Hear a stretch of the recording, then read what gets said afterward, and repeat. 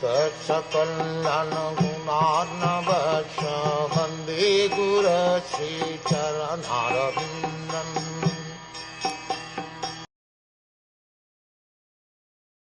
O best among the descendants of Bharat, I maintain therefore that all this is within the plan of the Lord.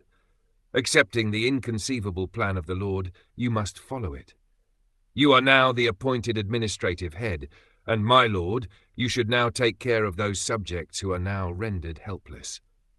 The popular saying is that a housewife teaches the daughter-in-law by teaching the daughter.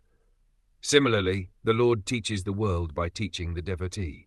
The devotee does not have to learn anything new from the Lord, because the Lord teaches the sincere devotee always from within.